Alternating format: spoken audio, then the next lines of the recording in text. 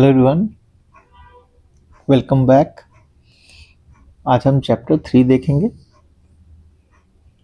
आज से शुरुआत करेंगे हम अराइवल ऑफ यूरोपियंस। ठीक, ये वाला पार्ट मैं इसमें कवर नहीं करूंगा क्योंकि इसमें मेंस रिलेटेड है कि किस तरीके से ब्रिटेन में रेनेसां आया, मतलब यूरोप में रेनेसां आया। इटली से शुरुआत हुई रेनेसां की। इटालियन मोनोपोली था उस वक्त, उसको ब्रेक करने के लिए पोर्टुगीज ने पहला कदम उठाया।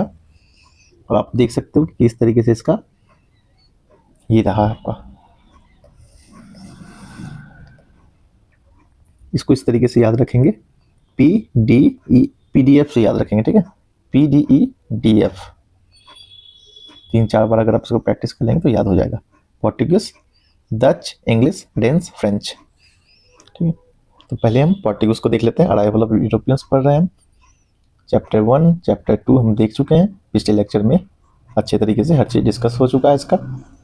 अब ब्रिटिश सुप्रीमेसी यहाँ से राइज किस तरीके से हुई, उसका एक बैकग्राउंड ये हो गया आपका। अराइवल ऑफ यूरोपियन से ये शुरुआत हो रहा है आज। आइए देख लेते हैं। यूरोपियन का जो पोर्टुगीज का जो था, दो कारण था, इकोनॉमिक था और रिलीजियस था। इकोनॉमिक में इनको बाईपास करना था इटली और अरब वगैरह को। ईस्टर्न साइड में जो स्पाइस का कारोबार करने बेसिकली आए थे। सबसे पहला जो इंसान था Prince Henry the navigator. Navigator इसका निकनेम था।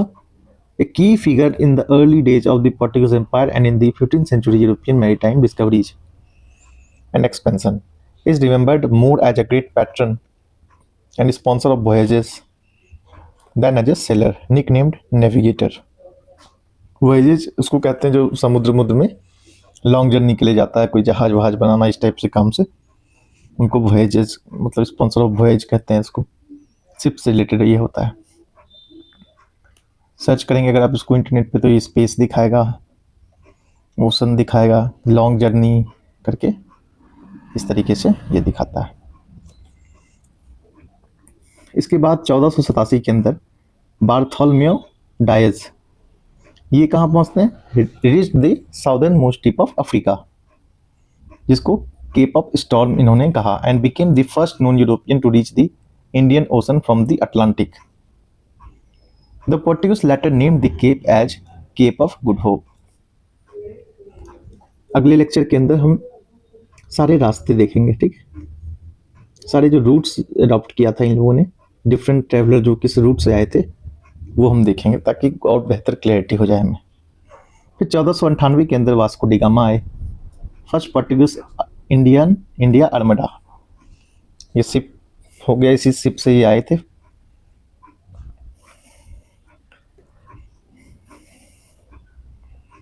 Piloted by sailed from Cape of Good Hope and continued to India, reaching Calicut, Kozhikode आज के समय में इसको इस जगह को कहा जाता है। Discovered a new sea route from Europe to India and became the first European to reach India by sea. इनका मदद किसने किया, गुजराती था एक अब्दुल माजिद करके, वो इनको स्कॉट करता है। रिसिप्ट इनके थ्रू हुआ ये जैमरिन, इनका नाम मन्ना विक्रम भी था। कौन थे Zamorin, ruler of Calicut. Malabar coast पे पड़ता है ये कालीकट। अब इसको कोझिकोडे कहते हैं, मेजर कोस्टल सिटी है नॉर्दर्न केरला में ये पड़ता है। ठीक है, ये इंपॉर्टेंट है कि नॉर्दर्न इंडिया में ये पड़ता है। अब थोड़ा सा हम इसकी ज्योग्राफी को देख लेते हैं। ठीक है, ज्योग्राफी में आपका वेस्ट साइड ये अरबियन सी हो गया ये एरिया, नॉर्थ में कन्नूर पड़ता है, ईस्ट में वायनाड पड़ जाता है, साउथ कोझिकोडे का जो है वो मल्लापुरम हो गया। ठीक है, इसको सिटी ऑफ स्पाइसेज भी कहते हैं। कोझिकोडे बीच फेमस है, बेपुर पोर्ट है वहाँ पे, एक मन्ना सीरा स्क्वायर पार्क है, ये उतना इंपॉर्टेंट नहीं है। काडा लुंडी बर्ड सेंचुरी यहाँ पे एक है। ठीक है, तो आगे बढ़ते हैं। वास्को डी गामा जो थे 1503 के अंदर फर्स्ट पोर्टुगीज फैक्ट्री जो सेट करते हैं कोचीन केरला में कोची कहा जाता है। 1505 के अंदर सेकेंड फैक्ट्री जो है कन्नौर और कन्नूर, ठीक है, यहाँ पे सेटअप करते हैं दो फैक्ट्रीज। वास्को डी गामा जो थे 1498 के अंदर आए थे एक बार। ठीक है, उसके बाद वास्को डी गामा जो है 1502 के अंदर आता है भारत। ठीक है, वास्को डी गामा जो 1498 के समय में आए, 1498, उसके बाद कौन आते हैं? ये पहला और चौथा वॉयज लेकर के आते हैं इंडिया।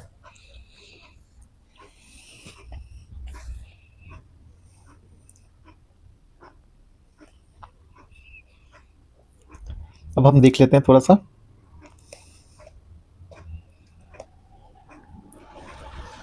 पंद्रह सौ में आए Pedro Alvarez Cabral, second Portugal India armada deal करने आया था। जैमरीन के साथ कन्फ्लिक्ट हो गया अरब मर्चेंट के साथ।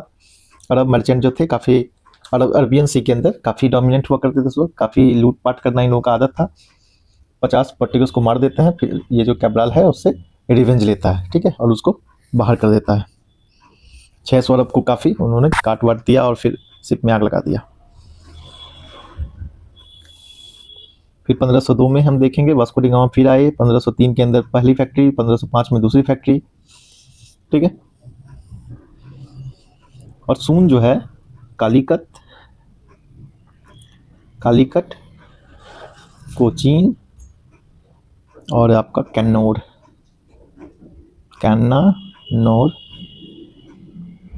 और उस वक्त कहा जाता था क्विलन, सॉरी, आज के समय में कोलम है।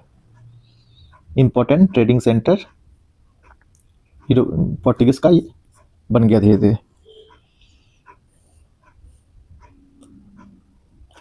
बेसिकली जो इनका फैक्ट्री जो हुआ करता था अनफोर्टिफाइड हुआ करता था, और इनका जो नवल फ्लीट हुआ करता था ना, अरमदा जो है वो नवल फ्लीट जो उनका जहाज हुआ करता था उसको कहा जाता था कि second Portuguese India armada, first armada, ये जो था नवल फ्लीट को कहा जाता था। एक और चीज अब देख लेते हैं।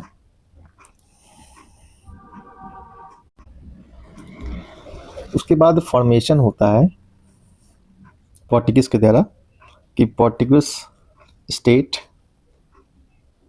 Of India. क्यों होता है? Mean to be a governing body, किस चीज के लिए? जितना भी पोर्टुगीज आपका फोर्ट्रेसेस एंड कॉलोनीज, जो ओवरसीज की कॉलोनीज फोर्ट्रेस जो थे इसके, उसको देखने के लिए। इस बॉडी के बाद ये माना जाने लगा कि उनका जो ट्रेड तो था ही उनका मोटिव, और उनको एक रिलीजन के तौर पे भी उनको इस्टेब्लिश होना था। ट्रेड में क्या करते थे? स्पाइसेस का ट्रेड करते थे ये। रिलीजन होली वॉर अगेंस्ट इस्लाम, ठीक है। ये भी इनका मोटिव हो गया, ये भी मोटिव हो गया। अब हम पढ़ेंगे ना कि पोर्टुगीज गवर्नर्स जो थे उनके बारे में हम पढ़ेंगे, ठीक है। पोर्टुगीज गवर्नर्स 1505 से लेकर के पोर्टुगीज गवर्नर हो गया ये सब आपका। 1505 से 9 के बीच में appointed as Almeida was appointed as the first Portuguese viceroy of India for the term of 3 years, ठीक है, and sent with the sufficient, ये आपका अडॉप्टेड, इन्होंने ब्लू वाटर पॉलिसी को अडॉप्ट किया, aimed at establishing naval supremacy of the Portuguese in the Indian Ocean. He was directed by the government to build such Portuguese fortresses that would aim to establish Portuguese control over trade of the Indian Ocean. ये हमने देख लिया, ये देख लिया। Fort अंजी दीवा जो था इनका कंट्रीब्यूशन माना जाता है, credited with the construction of fort अंजी दीवा बिटवीन विजयनगर एंड बीजापुर। ये इंपॉर्टेंट फैक्ट है आपका। इन 1508, okay, Almeida defeated the joint Muslim naval force, Gujarat Sultanate and Mamluk Egyptian fleet in the Battle of Diu। और इस तरीके से वो पोर्टुगीज का जो supremacy over the Indian ocean establish कर लेते हैं अपने आप को, इस्टेब्लिश कर लेते हैं अपने आप को इंडियन ओशन के अंदर। फिर आता है आपका Alfonso de Albuquerque. He was the greatest Portuguese viceroy in India. Okay, greatest Portuguese viceroy, ये सब वाइसराय है आपके 1505 से 9। अल्मीदा हो गया, दूसरा आपका वाइसराय अल्फांजो डी अल्बक्रीक हो गया, तीसरा नीनो दी कुन्हा हो गया।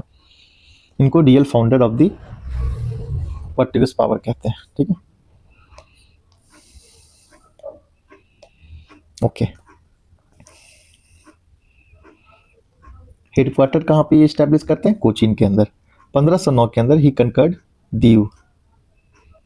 यहाँ पे देखो बैटल ऑफ दीव 1508 के अंदर होता है इन लोगों के बीच में, लेकिन 1509 में ये दीव को कंकर कर लेते हैं।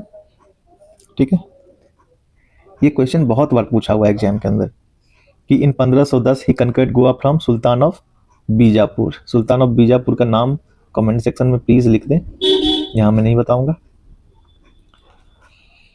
Encouraged his countrymen to marry Indian women. ठीक है, इनको अपना धर्म भी फैलाना था, क्रिश्चियनिटी को ये फैलाने का भी इनका मकसद था। उसके लिए यहाँ पे Portuguese state of India in लोगों ने इस्टेब्लिश किया था, ये भी एक कारण था इसका।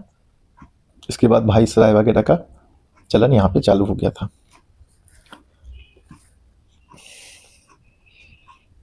गोवा का मैं बता देता हूँ, सुल्तान ऑफ बीजापुर कौन था? Yusuf Adil Shah. Adil Shah. With the victory of Goa, regional kingdom of Portuguese in India was established and Goa became the first bit of Indian territory to be under the Europeans since the time of Alexander the Great. एक और इनका major contribution माना जाता है, abolished Sati in region under his control. Under अल्बक्रीक, अल्बक्रीक के बारे में थोड़ा सा और फैक्ट हम देख लेते हैं।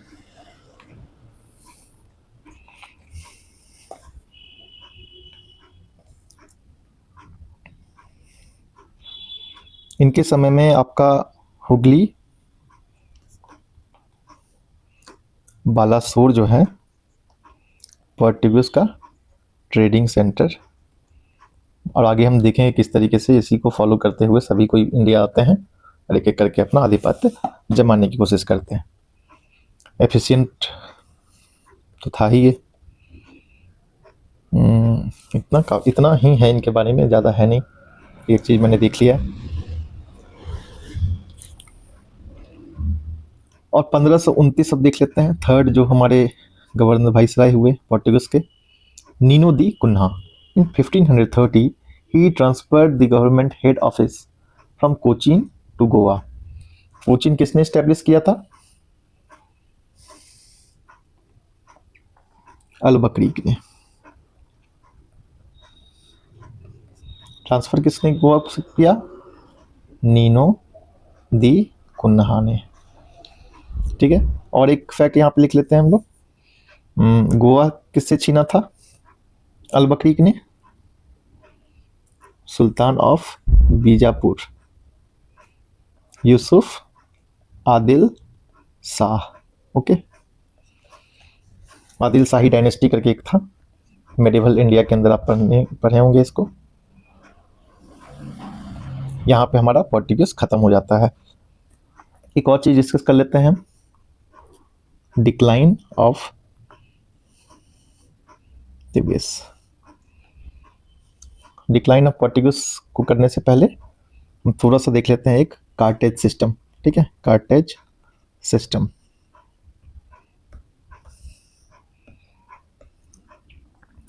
कार्टेज सिस्टम क्या था आपका? Method used by Portuguese to extract money from Indian ships.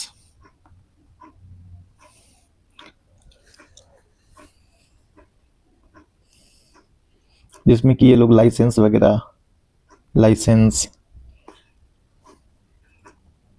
लेना पड़ता था। कहाँ से? Viceroy of Goa.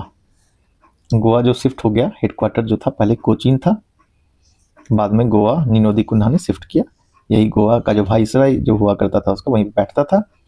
और अब देखते होंगे कि सबसे अंत में ये गोवा से गए थे पोर्टुगीज ये थे।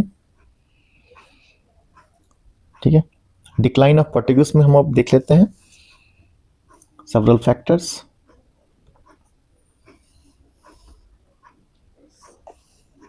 पहला हो गया कि वीक सक्सेसर हो गए। दूसरा 1661 के अंदर at war with Spain needed support from England. इसी वक्त डाउरी में बॉम्बे दिया गया marriage of princess Catherine Portugal to Charles two of England. Dowry में क्या दिया? Less inhabited area south Bombay to English. Portuguese managed to retain all the mainland territory north of Bandra up to Thane and Bassein. This marked the beginning of strong English presence in India. Reason of decline थोड़ा सा detail में देख लेते हैं। Society थोड़ा aristocratic थी वहाँ की, मर्चेंट लोग उतना वैल्यू करते नहीं थे। लो सैलरी ऑफ ऑफिशियल, करप्शन में इंडल्ज हुए ये लोग, फैनेटिक थे रिलीजन को लेकर के। बहुत थिन लाइन उन्होंने छोड़ी ट्रेड और पायरेसी के बीच में। पायरेसी ज़्यादा करते थे, ट्रेड कम करते थे। 1580 के अंदर Spain merge with Portuguese into his empire. जो आप देख रहे होंगे 1661 के अंदर स्पेन से इसकी लड़ाई हो रही है। किससे मदद मांगा? इंग्लिश से मदद मांगा। ठीक है, 1661 के अंदर। यहाँ आप देखेंगे 1580 के अंदर स्पेन जो होता है पोर्टुगीज एम्पायर के अंदर मर्ज हो जाता है। वहाँ का जो राजा होता है स्पेन का, शायद फिलिप II था उस वक्त स्पेन का राजा, और पोर्टुगीज को अपने एम्पायर में मिला लेता है। अब 1640 के अंदर इंडिपेंडेंस ये लोग चाहते हैं, उसके लिए लड़ाई लड़ते हैं। 1661 के अंदर अंग्रेजों की मदद लेते हैं, इंग्लिश की मदद लेते हैं। 1668 के अंदर Spain finally acknowledge Portuguese independence. Portuguese independence को एक्नॉलेज कर लिया जाता है। ट्रीटी ऑफ लिस्बन में इंडिपेंडेंट हो जाते हैं। ठीक है, एक सेकेंड। अब कुछ फैक्ट और देख लिया जाए। और 1632 के अंदर एक मेजर इवेंट होता है। ये लोग बंगाल से भगा दिए जाते हैं हुगली रीजन में। बेसिकली ये फोर्टिफाइड करके रखे हुए होते हैं। और गवर्नर ऑफ मुगल जो होता है, जो सूबादार ऑफ बंगाल कासिम खान जुवानी, ठीक है, इनको भगाता है वहाँ से। सेलिंग और ट्रैफिकिंग एक्टिविटीज ऑफ वीमेन का ये लोग कर रहे थे, ट्रैफिकिंग चला रहे थे, वहाँ पर ट्रैफिकिंग कर रहे थे, वीमेन्स लोग को बेचा खरीदा करते थे ये लोग, जो कि weekend Portuguese influence in northern India. ये भी एक कारण रहा इनका ना फैलने का। एक और कारण है कि इन्होंने ब्राज़ील डिस्कवर कर लिया, जो कि इनके इंटरेस्ट को डाइवर्ट कर देता है। और अगला कारण एक है stiff competition from the other European power came behind them, जैसे कि डच हो गया और इंग्लिश हो गया, ये सब भी आए, फिर इन्होंने अपना भी वहाँ पर शासन जमाने की कोशिश की। By mid 17th century Portuguese finally left India except Goa, Diu और दमन। 1961 तक ये लोग इसको रिटेन कर लेते हैं। इम्पैक्ट क्या होता है पोर्टुगीज का, ये हम थोड़ा डिटेल में देख लेते हैं। Propagation of Christianity Malabar region में और कोंकण कोस्ट के अंदर ये लोग रिलीजन को फैलाने की कोशिश करते हैं। मिशनरीज लाइक फ्रांसिस जेवियर जो है, ये यूपीएससी ने पूछ रखा है। ठीक है, तो कल के डेट में हो सके फादर रडोल्फ के बारे में पूछ ले, फादर मोन्सेराटे के बारे में पूछ ले। इसके समय में टेम्पल्स ऑफ गोवा जो है वो डिस्ट्रॉय किया गया था 1540 के अंदर, इन लोगों के रीजन के अंदर। ये तीनों इंपॉर्टेंट नाम है, 1 2 3। स्कूल कॉलेजेस बनाते हैं। मिशनरीज का सबसे अच्छा तरीका, कहीं भी आप देखते होंगे सेंट माइकल, सेंट जोसेफ, इस टाइप के स्कूल ये खोल के रखते हैं और अपने धर्म के कारोबार को उसी के आड़ में ये चलाते हैं। खास करके आदिवासी इलाके जो होते हैं इनके मेन टारगेट पे होता है। पूरा नॉर्थ ईस्ट इंडिया को इन्होंने कन्वर्ट करके रखा हुआ है। मिशनरीज जो होते हैं रिसर्च कर रहे थे, उसने इंडियन हिस्ट्री के ऊपर फाह हेरास करके एक मिशनरी थे, इंडियन इंडस वैली सिविलाइजेशन के रिगार्डिंग इनका डीप रिसर्च है। फिर प्रिंटिंग प्रेस लाने का श्रेय इन्हीं को जाता है। बाइबल को बेसिकली कन्वर्ट करने के लाए थे, कन्नड़ और मलयालम में कन्वर्ट किया बाइबल को, उसके बाद डिस्ट्रीब्यूट करके धर्मांतरण का काम खूब इन्होंने किया। फ्रूट वेजिटेबल कुछ देख लेते हैं जो इन्होंने इंट्रोड्यूस किया इंडिया के अंदर। वो इस तरह के potato, sweet potato, tobacco, corn, lady finger, chilli. लेकिन बुक के अंदर कुछ कुछ जगह ब्लैक पेपर दे दिया जाता है। भारत के अंदर भी पाई जाने वाली चीज़ को यहाँ पे मेंशन कर दिया गया है। जैसे आप देख सकते हो कि ब्लैक पेपर जो था इंडिया का मलाबार रीजन में ही होता था। 4000 साल से यहाँ पे ब्लैक पेपर उगाया जाता है। मुझे पता नहीं ये बुक के अंदर मेंशन था इसलिए मैंने यहाँ मेंशन किया, लेकिन मुझे इसके बारे में नॉलेज थी तो मैंने यहाँ पे मेंशन कर दिया। पाइनएप्पल, पपाया, सपोटा, इस तरह की चीज़ें ये इंट्रोड्यूस किया इन लोगों ने। ठीक है, तो पोर्टुगीज हमारा खत्म हो गया यहाँ पे। अब हम क्या पढ़ेंगे? हम पढ़ेंगे डेंस।